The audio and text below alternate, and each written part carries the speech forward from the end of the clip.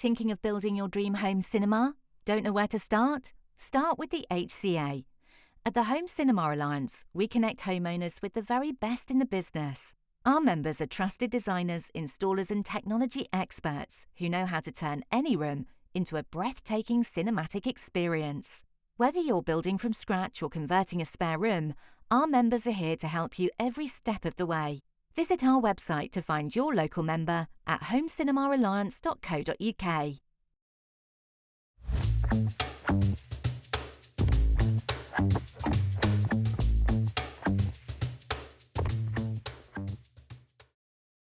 Hi, thanks for tuning into the HCA Tech Talk podcast. Today we're over in Belgium with our friends Barco. We've had a full-on media press day here looking around the stunning facilities. I'm with Bart of Barco. Bart, tell me a bit about yourself, your role at Barco and your history at Barco. All right, yeah. First of all, thank you for taking the time and come visiting us today. I'm glad to hear that indeed you've been having a great time. So I've been with Barco for 18 years. In 2 weeks' time, it'll be exactly 18 years. First, I was in the global procurement team, so purchasing various technologies and products. And then since February 2019, I'm in my current role, which is business development manager for Barco Residential. So purely looking after the residential market only in EMEA territory, Europe, Middle East, and Africa, both for the projection side of things and LED video wall side of things.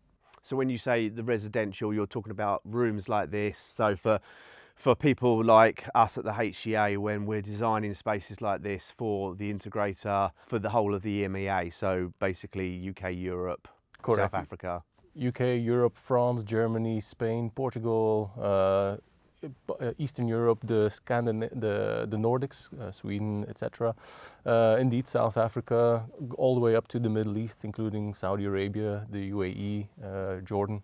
So you must do a lot of travel then? I do, yes. Collecting the air miles? Yeah.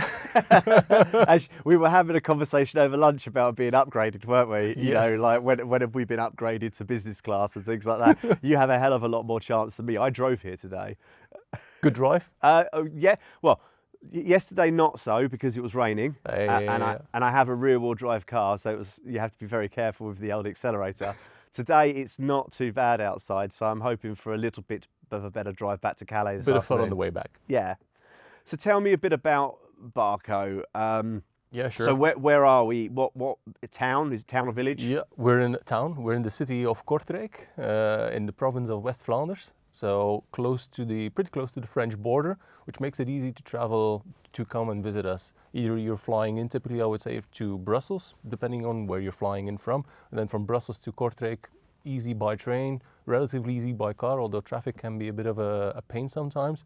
Coming in from the UK, the easiest thing to do, I would say, is definitely if you're from the more southern part of the UK, is take the Eurostar from London St Pancras to Lille, and from there it's a 30-minute drive, I would say. Yeah, it was about an hour and a half from me, and I came in the car, so I did the shuttle. So, so the facility that we're in, is that open to integrators by appointment? So if we have a European integrator watching this who would want to bring a Barco customer to the facilities, is that a possibility? Yes, absolutely. So integrators, interior designers, architects, like you said, customers or potential customers who are interested, everybody's welcome, indeed by appointment, because our space where we're sitting right now, our residential demo cinema, is part of the overall experience center within Barco. And Wim and Lisbeth, who you met earlier today, they have at least, I would say, 3 visits per day, I believe they were saying, up to 4, 5, sometimes 6 different groups. So it becomes a bit of sometimes a challenge for them to manage all of that. So we just need to make sure that, you know, we look at the calendar and then we can mix and match, because we don't want to make sure that, let's say, we want to avoid that people feel that they've got a rushed experience where it's just like, oh, let's come in and have a demo, 10 minutes, 20 minutes, half an hour, whatever, and then get out of here. If that is what people want and they say, look, we're pressed for time, just a brief demo of your space, that projector, that's fine, we're happy to do so. But most people want to come over and soak up, or let's say take in the full experience, see what we do in healthcare, see what we do in control rooms, get to experience our large cinema as well, the immersive experience area, and then indeed here to get the demo that they came to see. So by appointment, we also offer training to partners, and we try to do that once per quarter. in this very room, depending on the size of the group. If we have more than 10 people, we do it in one of the training rooms. So yeah, plenty of opportunities. So before we get into the ins and outs of Barco, tell us a bit about Bart. So you've been here for 18 years. So you're not very old now, are you? It depends on your perspective. No. 42 years old. So what did you do before Barco? Were you in this industry or did you? I was studying at university. So you came straight from university? Yeah. Wow. So given my age, I would say that I'm rather an exception in the workplace these days. I mean, if I look at my friends, they've moved around 3, 4, 5 times, as in different companies, different employers. But I've just liked it here from day one. Like I said, I started in procurement. Actually, my background is linguistics, language, literature, grammar, all of that stuff. But then when it came to finding a job and finding out what do I want to do, technology, audio, video, music has always been my main interest ever since I was a little boy. And then Barco is basically in my backyard. I live about half an hour away from work, I would say. So it's convenient, won't lie about that, but it's super interesting. And there's tons and tons of experience in this company with people loving to share their experience, their knowledge, their wisdom. And I was happy and still am happy to soak it up as much as I can. So that brings me from a person with a background in languages to now working in residential, Barco Residential, basically talking about film, cinema, music, audio, video, you name it. So basically, if you would have told my 18-year-old self that one day you would be earning your living doing what I'm doing right now, I would have said, sorry, but you're crazy. That's never going to happen. Yet here we are. So funny how things can go. That's pretty unique. You very rarely hear of people being in that in one industry or one employer for such a long time. But I suppose the one thing that I've so obviously you guys or the publicity team approached the HCA about coming over today, and there's been many other friends from Europe and the UK here, and I was a bit unsure what we were going to get. Obviously I know Barco projection because the industry I'm in, but what was quite interesting was from the tour. So from the immersive experiences with the immersive room just over there, although it might be over there, such a big building, you're sitting in there and it's completely immersive. We did get some video, so I'll put the video up of it, into the healthcare. Talking about voice activated equipment in operating rooms where they can't touch them. So it was just a massive eye-opener, not specifically what I would do or be interested in, although I've got to say one of those monitors looks so good, that would be really good for rendering videos on. I've just been looking at the moment, so it's like, quick, get one of those in the van. But it is, you forget how big a company Barco is and how many different fields that they operate in. Yeah. And then obviously, in our industry, the room we're in now, which is a 10-seater cinema, and then you've got the bigger 170-seat cinema. Yeah. Was it? Blimey. Yeah. And 11-meter wide scope screen. I mean, that was stunning. I mean, what was really annoying was obviously because of copyright and what we were watching, we can't show you what we saw in there, but that screen in Barco HDR. And where was it? Was it the View cinemas are starting to use it in the UK? There's View is starting to use it, and there's a Cineworld in Leicester Square in London that has it already installed. I mean, that was mind blowing. I mean, what they showed you was sort of reminiscent to some of the Dolby will show you with some of their stuff. That clip where the lady walks through the door. Yeah. And this side of it's not in HDR and that side of it is in HDR. It completely communicates the message of Barco HDR to the end client. It's a nice form of storytelling. Yeah. And did you say, is that shown before the films? Was that the one that's shown before the films? That's shown before the films, as my understanding, because like Lorenzo was saying, we have to educate the audience what it is that makes it different, because otherwise people will just be like, yeah, this looks great, but perhaps not taking away what makes it different or how we make it different. Just taking that red door, for example, like I said, the one side of it was just SDR, Rec 709 color, let's say. And then when the door goes open, you enter the HDR world. It's like, whoa, And they're really pushing the Rec 2020 envelope there. So yeah, okay. And I think it's good to educate, because I mean, we've had many conversations on this podcast about, you know, names such as Dolby Atmos, and they're banned around so much, and they're used on so many different products, you know, like, you know, your mobile phones and things like that. But when you see it on a screen like that, and you see it come to life, I mean, I can remember sitting in Dolby Soho, and they're showing you the Dolby Vision, and the voice on the screen goes, "This is black." No, that's not black, this is black.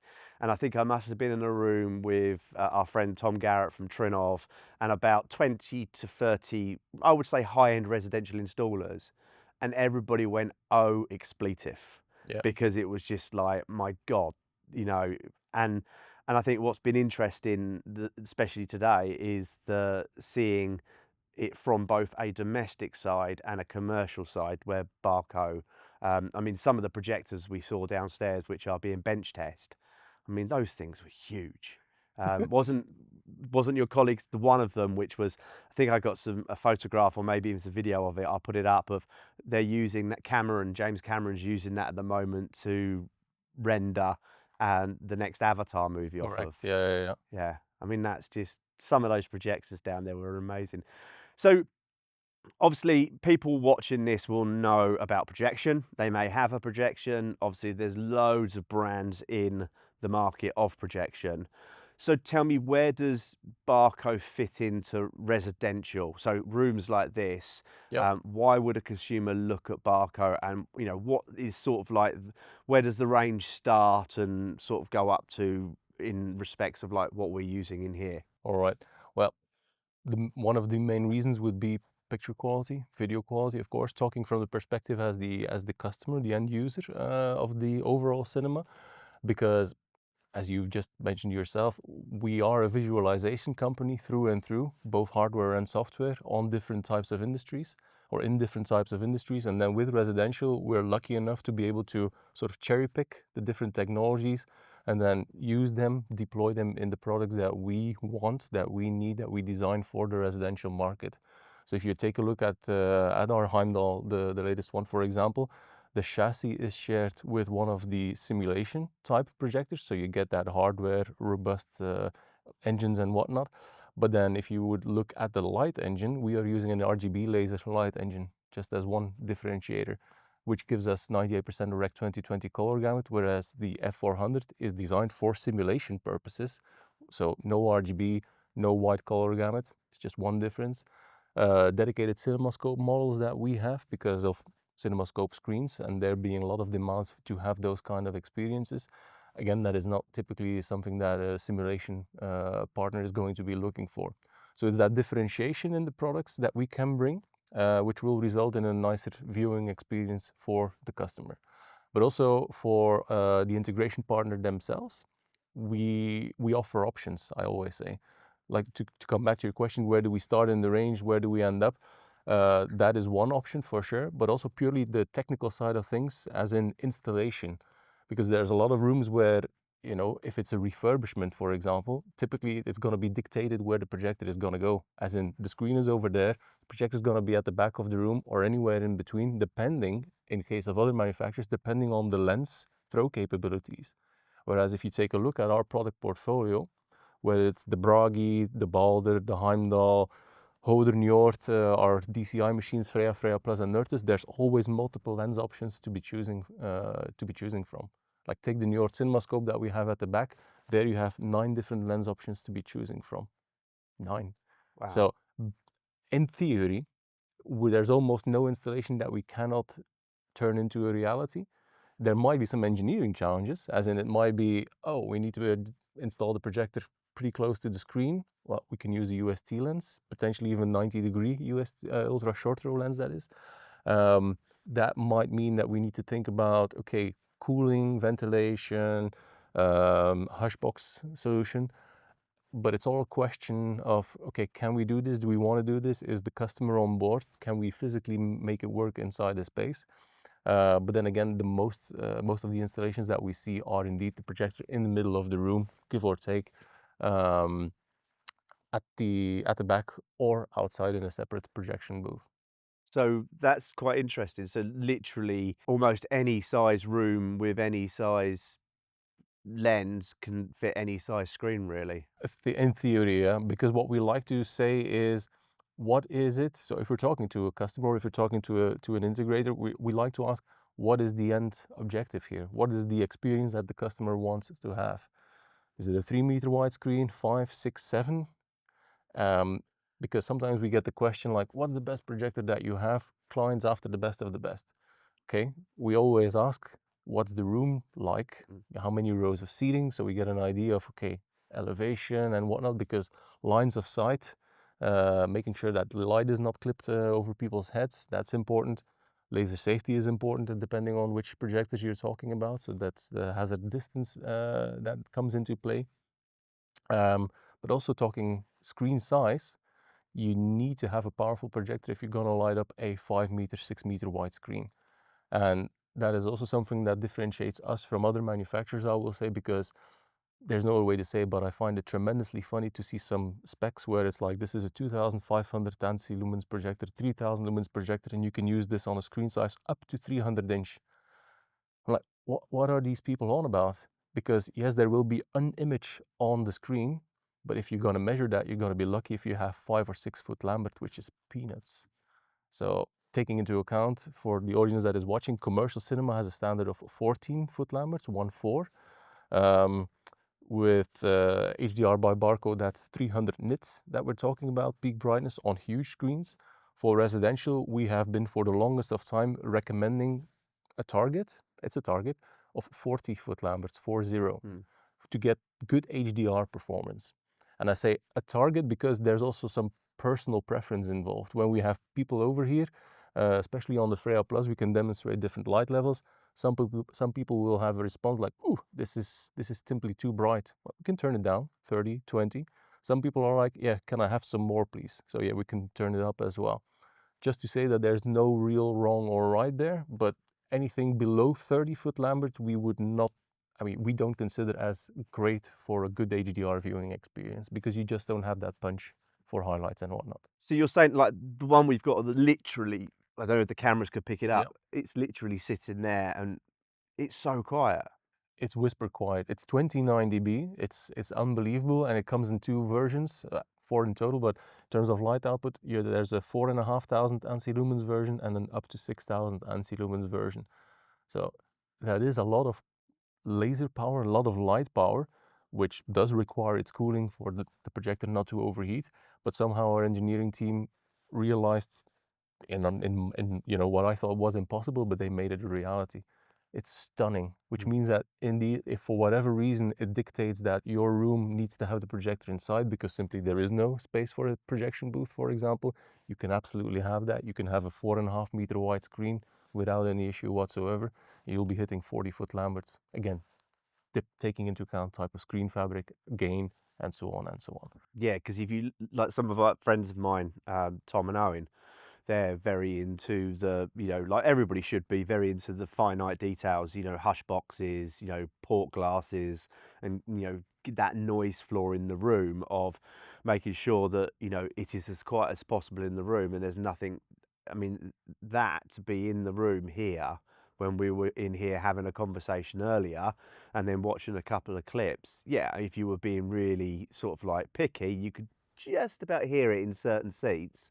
But so explain to people, so ANSI lumens and foot Lamberts. Let's get really technical. So bearing in mind that this podcast is watched by consumers as well as integrators. Sure. Explain the importance of the ANSI lumens and the foot Lamberts on a projector. Yeah, they give an indication of what kind of performance you can expect from the projector itself. But like I said, it's really about a video system. So with projection, you're working in tandem with the screen.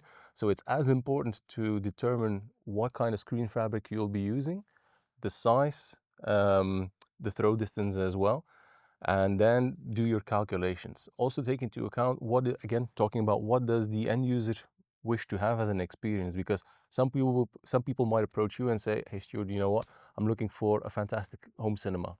And you and I might be considering that as, okay, a darkened room, fully light controlled, where people will watch a film, a show, play video games, whatever, with the lights completely turned off. That would be my understanding of a home cinema.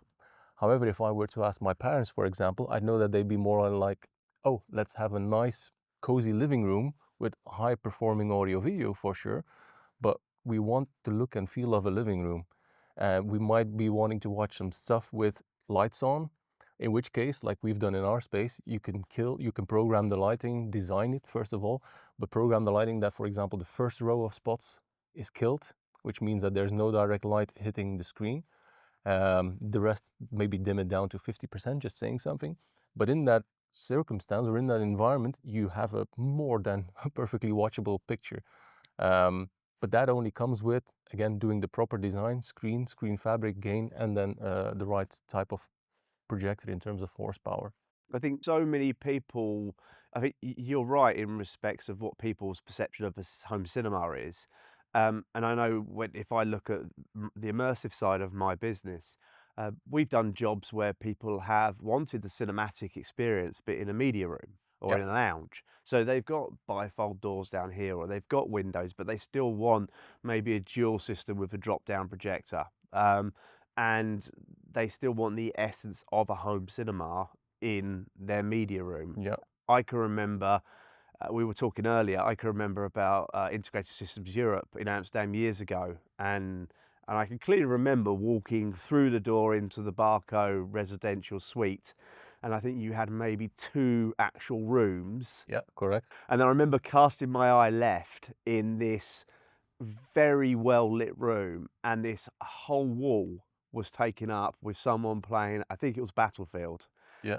And I remember looking at it, and it was literally like edge to edge, top to bottom, and the image quality was unbelievable. That wall, yeah. You would have been looking at a screen, but it was just, yeah, unbelievable to look at.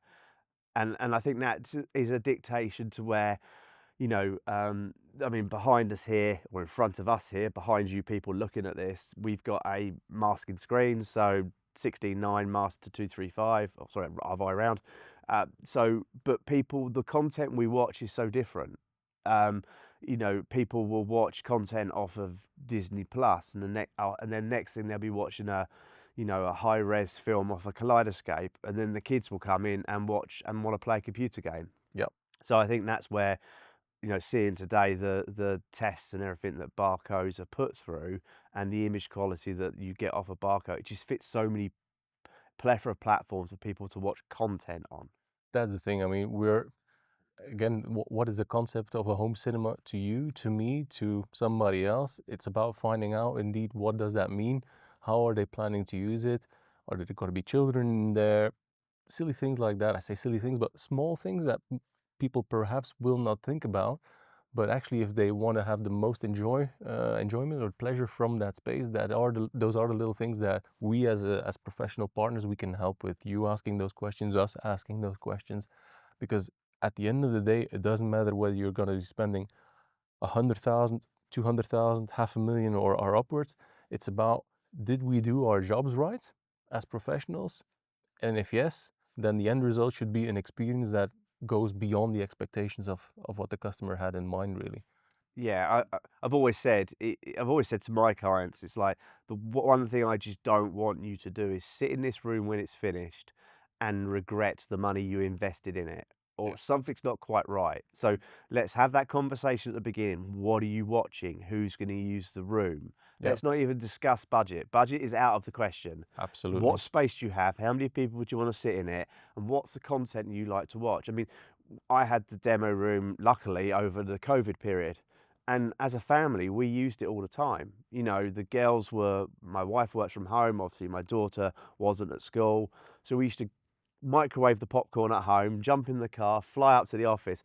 And, we'd go up there and watch a film. Saturday night, the girls might watch Strictly. I'd sit and do some work because that was way more entertaining.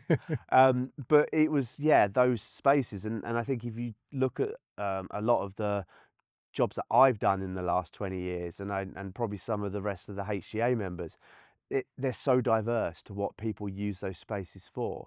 And some people will use it for meditation, for fitness, Video conferencing. Yeah, because they are. I mean, we've got the door open here at the moment, but they are just very quiet spaces. Absolutely. So tell me a bit about, I mean, so one of the really, really interesting parts today was the tour upstairs, downstairs. I don't know where we went. I We mean, went all over the place. I tell you what, I've always said you could spin me around the room and I could find my way, but even I would struggle where that. Luckily, the building's circular, so I would have found the car. That was just phenomenal. The testing that the products go through. I mean, you know, one of the last things that we got shown was the projector being brought out of being chilled down to -15. Correct. And I got some footage of just like the lens completely, because as soon as it came out, it just frosted. Yeah. And then the anechoic chamber type room. That, how far do Barco go with their testing of their products, and why? Well, as my colleagues were saying, we go beyond the strict industry standards because those are good, but we want to make sure that there's headroom, so to speak. Because in terms of EMC compliancy, for example, it is indeed important that when we have a LED wall and an LED wall installed in your living room and you're watching something, that you can still receive a call on your cell phone in case of an emergency or whatnot. And we don't want that LED wall radiating and causing a disturbance, which then results in you not receiving that important phone call. So that is one, and that's just in the residential sphere.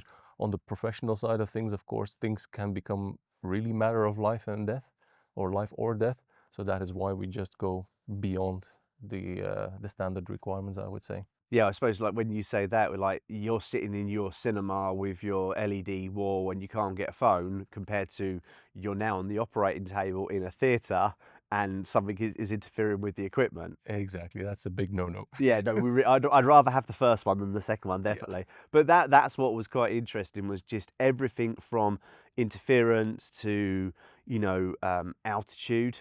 So your colleague was saying about that box over there tests it to altitude. So if our products are getting installed in like a cinema in Chile or somewhere like that, Yep. which is at altitude, we know it's going to work. Into that that room which had far too many projectors in it, where you were testing the life of them. Yeah. I mean, surely you could spare one. But anyway, but I mean, that was just phenomenal, where I don't know how many you had in there, but they were just running 24/7 just to test that life. And I think that's something that, coming back to one of our first comments about, you know, integrators bringing clients here, I think it's always quite nice, like if you buy a nice car, sometimes they might take you to the factory, or they might take you to a test drive day or something like that on a track. I think, you know, if you're fortunate enough to be a Barco customer and you're fortunate enough to have a Barco cinema, just seeing that dedication behind the scenes. Yep. Obviously there's compliance involved in that, but yeah, you take it way beyond compliance, because you just need to make sure it's not coming back, and two, it's not inconveniencing a customer, whether that be a client or an integrator. Correct. And we want you to enjoy the system for a long period of time. You typically don't buy or you don't invest in an overall system, because it's not just about the video, it's about the audio, nice seating, nice design, lighting as well, the home automation system as well. You typically don't invest in that for a year and a half and then decide, oh, you know what, this wasn't it, let's turn this into a wellness area, for example. So we want that longevity there. That's also one of our plus sides, I would say, the stability. I mean, with DLP technology, you're using inorganic material. The DMD itself has a lifetime of 100,000 hours. Wow. 100,000. I mean, depending on which projector we're looking at, the light engine has a lifetime of 20,000 hours, let's say. 20,000 hours. If you watch 2,000 to 3,000 hours per year of whatever content that is, if you do the math, you're gonna have to make an effort to get to 3,000, even 2,000 hours, because there's also other areas in life you need to live your life. What I'm saying is the lifetime of the light engine is going to be far more than sufficient enough compared to the lifetime of the DMD, and that gives peace of mind, I think, knowing that you're buying something which is going to run stable for the duration for which you'll have it in your cinema. Firmware upgradability as well. If you look at the Pulse platform, for example, and looking at Loki, which is, we put that end of life a couple of years ago. But if you look at a Loki, that was one of the very first models that we released onto the market, 4K models that we released on the market. So the functionality that we added over the years, first HDR, then tone mapping, then more different types of aspect ratios, because with the advent of streaming services like Netflix, for example, you saw more content being released in 2.0 to 1 aspect ratio, then 1.90 to 1 aspect ratio. So with firmware upgrades, which are free of charge, we just provide added functionality through over the lifetime of the product. You can compare it to like a Tesla. Yeah. People that purchased a Tesla 5, 6, 7 years ago are now saying, yeah, we are actually driving a better car because it's got added functionality. Yeah, sometimes you can, obviously you go way beyond belief of the of bench testing. Yeah. And that's I've not been paid to say this. That was just literally by what I saw as an integrator downstairs. But yeah, you're right. To be able to say to someone that, is constantly involved when it gets out into the market, and you may have 10 to 10,000 of them out there, they're in so many different scenarios that it may develop a fault or it may develop this. So software updates, are they automatic or are they done by an integrator? Typically done by the integrator, yeah. And would the integrator do it on site or could they remotely do it? Depends on how you get access to the local network, but could be done remotely, yes. Yeah, if you're anything like me, I like to go there. Yeah, because I'm one of these very like, let me come and do it just in case it goes wrong. I was going to say hands-on, nothing beats hands-on, because like you say, you can see what happens if something goes wrong. You're there to intervene and solve it. And then you're not very quickly jumping in the car to fly to wherever just to fix it because it's, hey, look, it's Friday at 4:15 and it's now gone wrong. So you touched there on LED walls. Yep. So LED walls is something that Barco do. I noticed on the website the other day, you have quite a range of LED walls. Correct, yeah. We had a podcast actually went up this week with friends of both of ours at Procella. We did a bit in there where we talked about the LED wall. Where do you see LED wall in the residential cinema? What's your personal take? And are you finding that jobs are opting for an LED wall over a projection-based system? Not really. It's more like an addition to. Depends again, what is the use case? Because with an LED wall, you get the possibility to basically watch content. I hate the word content, but watch films, watch series in the comfort of a living room. Indeed, let's say you have a magnificent view looking out over the seaside, the mountains, whatever it may be. I understand that you're probably not looking to sacrifice that and go inside a dedicated cinema. But again, it depends from person to person. And what we're seeing more and more is that the dedicated cinema will still be there as a requirement, because like you said, when you close that door, you're in a different space, you're in a different area, you're making a conscious decision of sitting down, that you're going to watch, enjoy something specifically. And you're still seeing those as very much projection. Absolutely, because there is, and we can talk about that could be a separate podcast in itself, I think, but the whole thing with the audio and whatnot, there is a difference. With LED, you can get great audio reproduction for sure, not for a cinema with 7 or 10 seats, but in typical residential environments, absolutely, you can get great results. But if we're being honest, it's just not the same. It just isn't. But that doesn't matter because it's still great. And then coming back to what I said, the use cases, people are also like, but actually, a standard TV, good quality TV, 75, 85 inch, now coming up to 100 inch OLED televisions, which is nice, but that is not the same as having a 4, 5, 6 and beyond meter wide kick-ass television. So the only way to do that and being able to watch something with lots of ambient light is going with LED. And that's where we see that. So basically, a lot of the LED projects that we see you can consider them as big televisions in living rooms. Then again, we also see them in dedicated cinema spaces where people are saying, I want even higher brightness. I want absolute, black levels being pitch black. So it's not in what do we prefer or what's preference.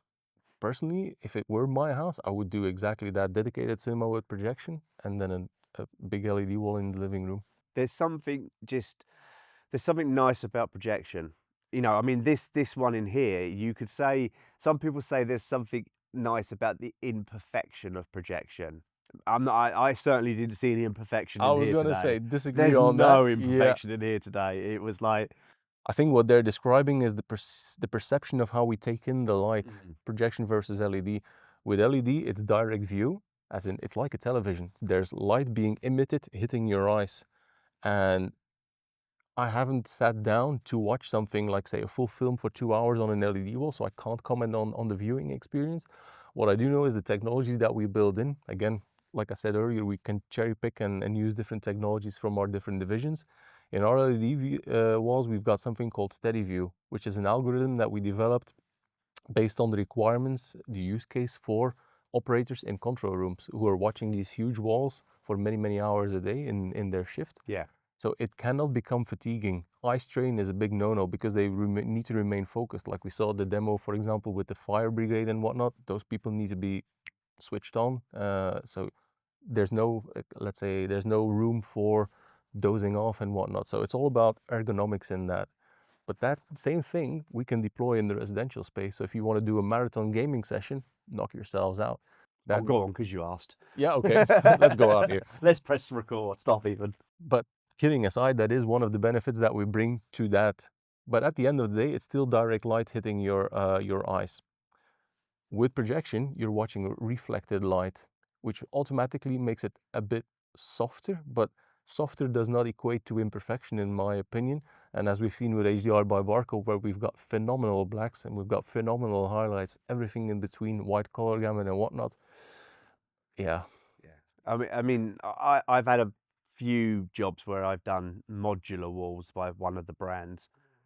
And the biggest thing I hear from people that have used them is heat and eye fatigue after a continuous amount of time, because, you know, they would say they sit in there and watch maybe a football match, or they sit in there and watch a film. And we all know, you know, with OLEDs, if you set them to vivid, which you should never do, you will get eye fatigue. You will sit there and be doing this after a little while. So yeah, I mean, I like my personal, TVs, OLEDs, media rooms and lounges experience, maybe where you're dealing with ambient lights, but rooms like this, just that size and that immersiveness of a projector-based screen, you just can't beat it. No, and two more things, because you mentioned heat and I forgot about that, but that's another thing that we also, let's say, we do differently. Because the first time that we demoed our TruePix LED wall in the residential context at ISE a couple of years ago, many partners came up and we were like, is this running at 100% brightness? And we were like, yes, it is. Like, oh wow, this is amazing. It's not running that hot. And we were like, what do you mean? Because for us, this is a given, you know, you think about it, energy consumption. I mean, we have a responsibility to the planet. We can think about that, what we want. Some people may laugh at that, but we as Barco, we generally care about that, which is reflected in our sustainability efforts, which people can read about in our online yearly report. So it's all there, that's audited. Those are facts and figures.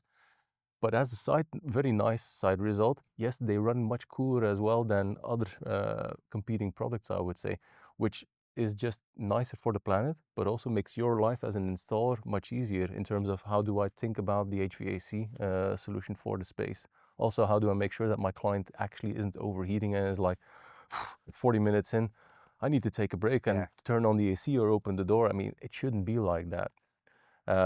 So that is important, I think, to take into account. Well, it was talking to your colleague earlier about the room downstairs, which was testing the longevity.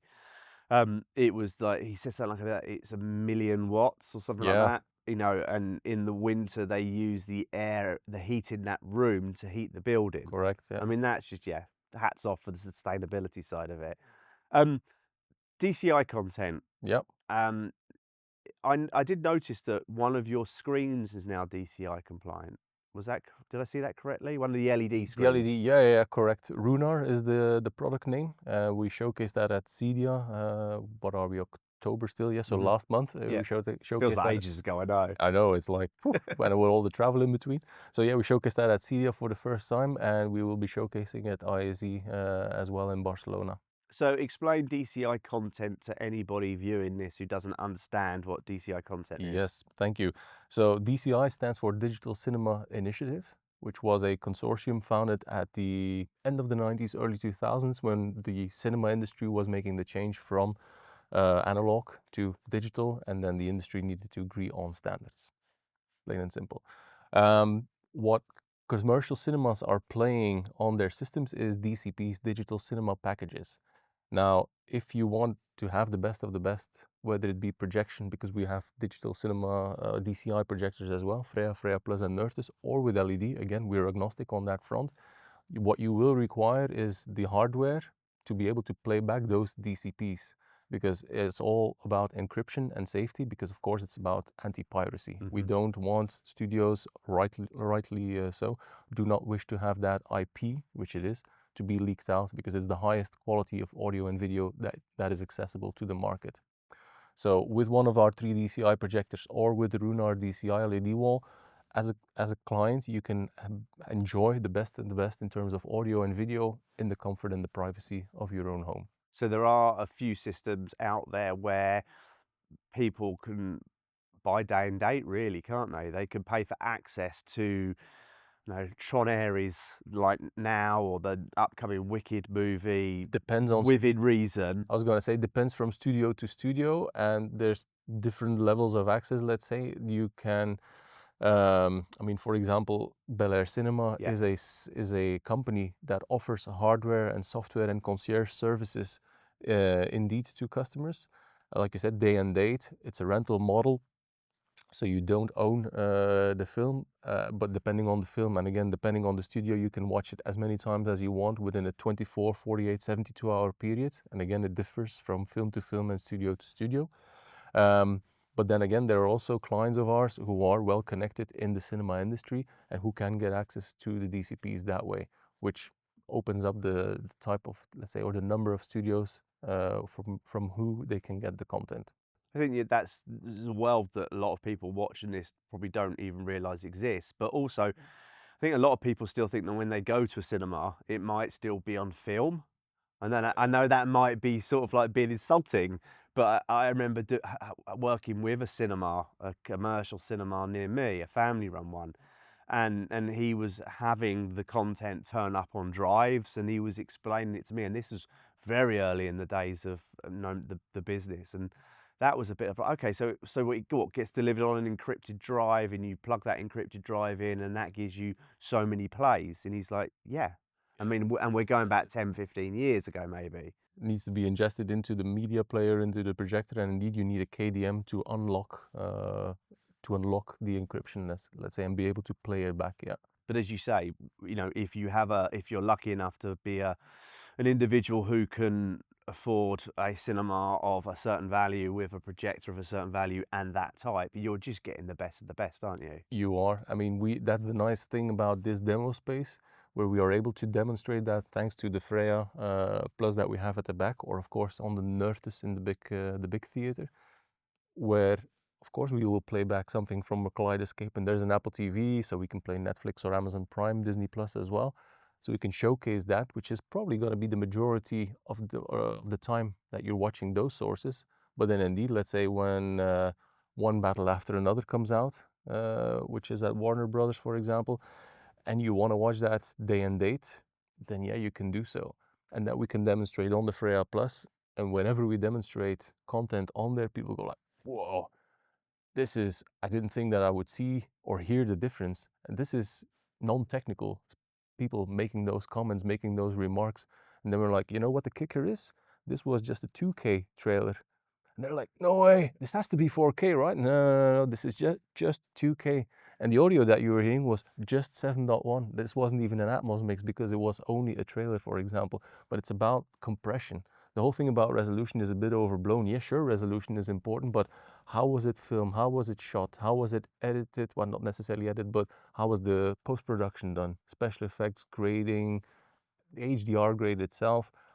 All those elements come into play, and I'm sure you've got a few examples of your own, but we both could demo a title that is 1080p, just, you know, Blu-ray or the HD version on Kaleidoscape, and then we could demo a title that you and I both know has gotten a native 4K DI, digital intermediate.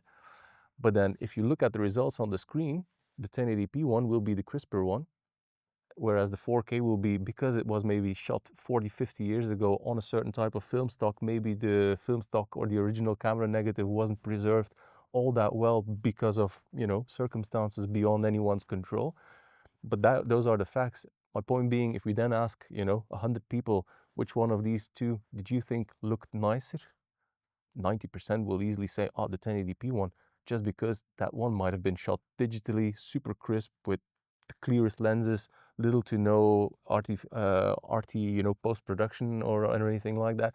So resolution, yes, it's important, but it's only one element of the overall what we call image quality puzzle, which is why we can show you a 2K DCI trailer and you'll believe that this is tremendous, but that's because of the compression there being on a completely different level than your standard consumer entertainment video compression. I think I mean, I've been fortunate in the 20 years I've been doing this to go to like when it was DTS were like Bracknell, and I've had the privilege of seeing behind the scenes of some of it, and I think, you know, some of the rooms that you go into and see people grading this, you know, or listening. I mean, I remember going into DTS and there was a 32-inch Sony commercial grade monitoring screen, and there was a guy and all these speakers around him, and he was actually grading the audio.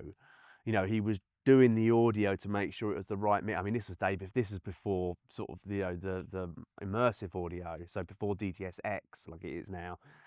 And it was just like mind-blowing that he was just watching it, because for him the film wasn't the thing that he was there to do. Oh, no. And then they took us across the hallway to like your, you know, commercial cinema over there, and then they were explaining about the metadata on the movie, and it was mind-blowing that all of this goes on before you even get to see the screen in a commercial cinema or a private residential cinema. It's amazing. I had the good fortune of being allowed to sit in on a grading session for an HDR by Barco film last year, and not the whole day obviously, but a couple of hours on a Friday afternoon.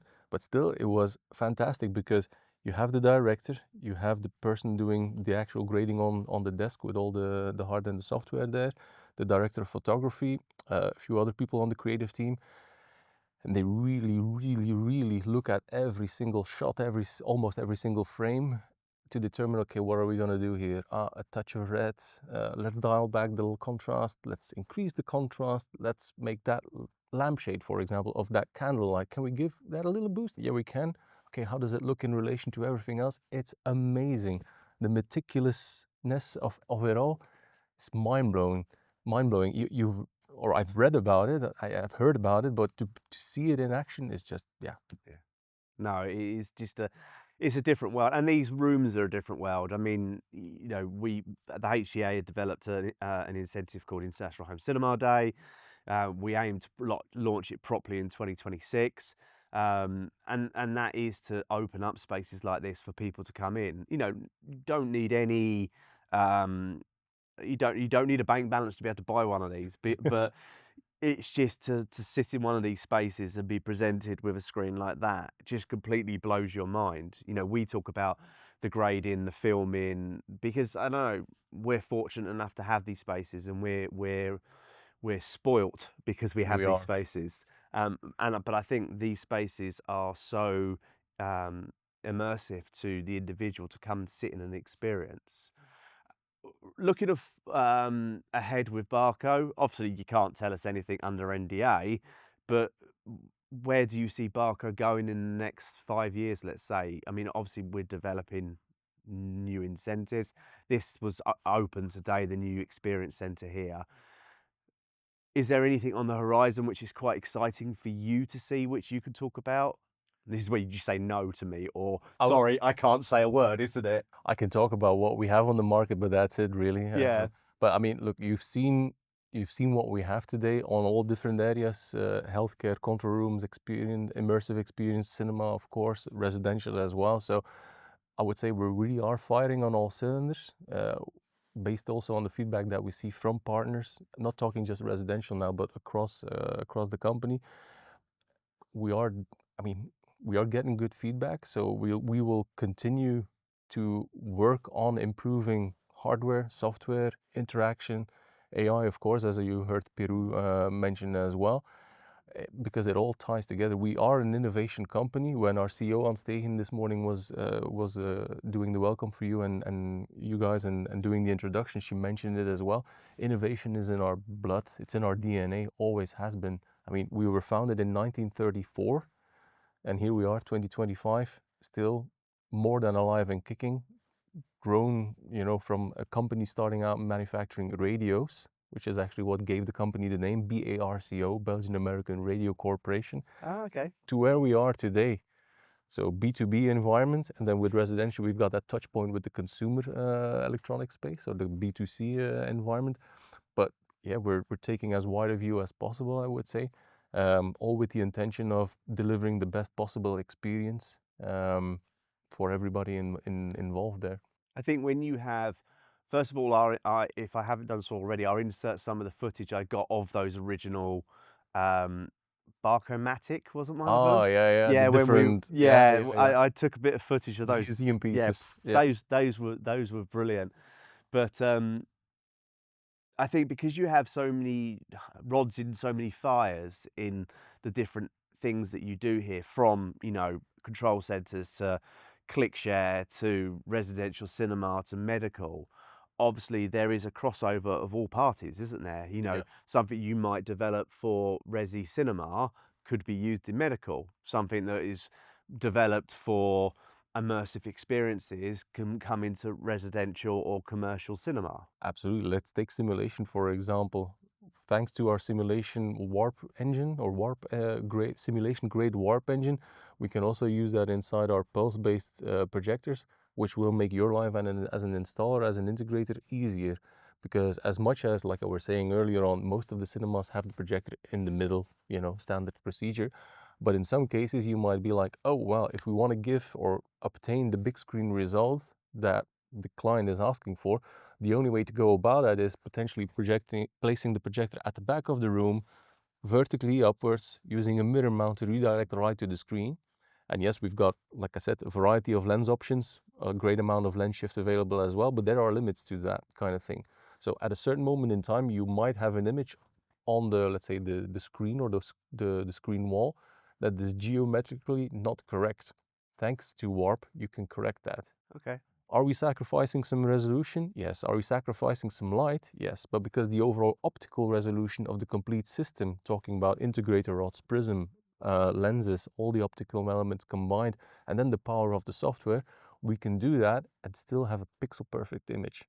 I mean, I could show you later on with the Heimdall what that means in reality. Some people call it voodoo and all those, things, but it is mind-blowing, and it goes way beyond standard keystone correction, where just one click will destroy the definition on the screen. With warp, you can go pretty crazy. We will tell you what the limit is in those kind of projects, because we have calculators where we know, okay, this is on the safe side. We can do this, and this is gonna still yield a high quality experience. Whereas we also know where the threshold is. Well, we'll tell you, don't go there. This will result in a subpar experience. We should not be doing this. Here are the alternatives. Let's move the projector back 20 centimeters, things like that, and do the evaluation. So to wrap the podcast up, is there anything you want to mention about Barco? Anything you've got coming up which might be exciting for integrators and consumers to see? Obviously we're getting close to ISE 2026. Yep. So yeah, before we wrap up, is there anything you want to communicate? Yeah, for sure. I mean, by all means, feel free to reach out to us via the Barco website, via your local distribution partner. Definitely come see us as ISE, because it's gonna be a nice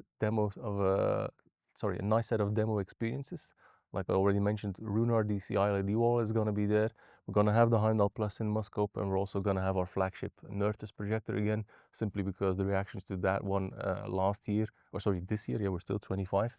We're off the charts, and people were like, oh, we've never seen this. We didn't think that this was possible. And that's kind of the thing that we like to, let's say, elicit from people, as a reaction like, I've never seen this before, I've never experienced this before, I didn't know it could be this good, and so on and so on. Apart from that, for integrators, we do offer training either here locally at Barco, or we're happy to travel over to our distribution partners, to dealers on site as well, for training purposes, be it design, sales, you name it, because this industry, our industry, still needs that. I mean, we all benefit from each other, learning from each other and from one another. Again, I was gonna say silly things, but they're far from silly. But things like HDR, for example, what does it mean? How does it work? Also in the context of LED walls, because that's something that we, that we're hearing, that we're seeing people saying, I've got an LED wall. It's got 1800 nit peak brightness, but still I'm watching this film and it's still looking dim, even though it's got 1800 nits. But the thing is, with HDR content, it was always designed to be viewed in a darker environment. And then depending on the film and depending on how the grading was done, take something like Goodfellas, for example, a few hundred nits, I forget, but it was 200 or 300 nits tops in a 4000 nit container. So if your tone mapping is not right, well, that's going to make the picture look even dimmer. But even if your tone mapping is right, the sad fact of the matter is, I say sad fact, the fact of the matter is that that film was graded to 200, 300 nits. So indeed, if you're watching that in a living room with lots of ambient daylight flooding in, you are indeed going to perceive that as being pretty dim. Yeah. Whereas if you're going to throw on Aquaman, to give another extreme, or the Mech, for example, that's got thousands of nits pumped into it. So that is going to elicit the response like, see, this is what it's supposed to be like. But the thing is, it's not. It is what it's supposed to look like, but so was Goodfellas, or so is Blade Runner 2049. It's just that, like I said, HDR was designed to be viewed in a darkened environment. So that's also something that we need to educate our partners on, and partners need to educate the end customer about, because if the client is thinking, I'm going to be watching Blade Runner 2049 in my living space, it's just not going to yield the viewing experience that they're after, most likely. In the nighttime, for sure, if they're going to be watching cycling, the news, football matches, playing video games, you name it, let's say more SDR content or stuff that we know is going to be graded at a higher nit value, that is going to be a different topic. It's going to be absolutely fine. But again, talking, explaining. It's that initial conversation having with the client. The discovery, Yeah. yeah. I always remember Greg, I think it was from THX, who used to do a lot of training and calibrating course for THX. Long story short, he calibrated a person's system in America, went back to where he was, gets a phone from the client. Client turns around and says, "What have you done? You've ruined my system." He was really confused, didn't know what he'd done wrong. As far as he was aware, he'd done everything within his possible remit to do it right. He had his own material, what he calibrated the projectors to. Jumped on a plane, went back to the client's house, and he said, "Look, what's wrong?" Client puts on the matrix, says it's green. Yeah. The projector wasn't calibrated well enough at the beginning to show that when Neo is in the matrix, the film has a green tint to it. Yeah. Didn't realise, so he thought it was completely wrong. And there are, as you say, there's little elements like that in movies which will work in some rooms, will not work in other rooms, or will work but not give you that experience.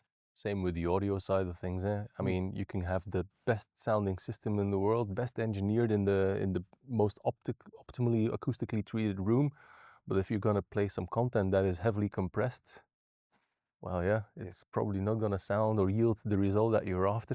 Well, like we were saying earlier about the compressed side of like Apple TV to the uncompressed side of obviously DCI, but also Kaleidoscope. Yeah, correct. You're missing out on something like 5 times the audio quality when you're watching it via streaming than when you're watching it via a stored physical device or stored media on a Kaleidoscope. Bitrate matters. Also, you're not at the mercy of your internet connection. So those things indeed do matter. Excellent. Well, look, thank you for your time.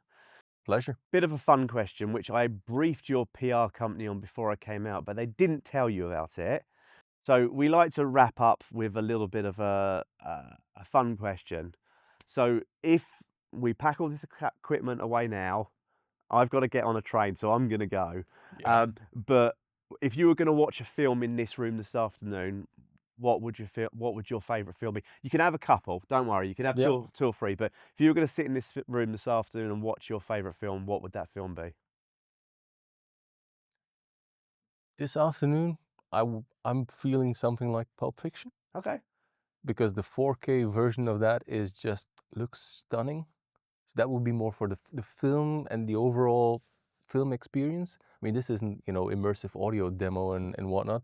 If we were looking to something more, let's say, really putting your entire system to the test, yeah, Blade Runner 2049 is still up there for me. Yeah. Everything, the audio, the video, the story, it's one of those films. I listened to that at a UK distributor the other day, and I haven't heard it again in a while, and just, yeah, where there's a scene where the car has a shortage and lands on a planet, and and just it is a phenomenal film. The suction cups. Yeah, and when you watch it in a room like this, and you've just got the sound. June's one of those ones which a friend of ours says that's a speaker killer, because in certain scenes the bass is just so, like, you can feel it in your chest. But no, well, look, thanks for today. It's been an absolute honour, and thank you for inviting us over. You're very welcome. It's been brilliant to see a space like this, but for me personally, the geek side of me, it's been great to see all the other areas that Barco are in, and also, yeah, some people would say, oh, that's the boring part of the tour, the lab tour. But for the geek, for the technologist, that was brilliant to see the degrees that Barco go to test. I mean, the drop in a box for shipment, to electrical interference from one of their products. I mean, hats off to you guys. You all do a fantastic job in a stunning building. And I stayed in the town last night, in a stunning town. Yeah. So thank you very much for your time, and thank you. Hopefully we'll pick this up maybe at ISE 2026, and we'll catch up then. Sounds like a plan. Excellent, Bart. Thank you very much for your time. Thank you very much for having me. Cheers, mate. Cheers.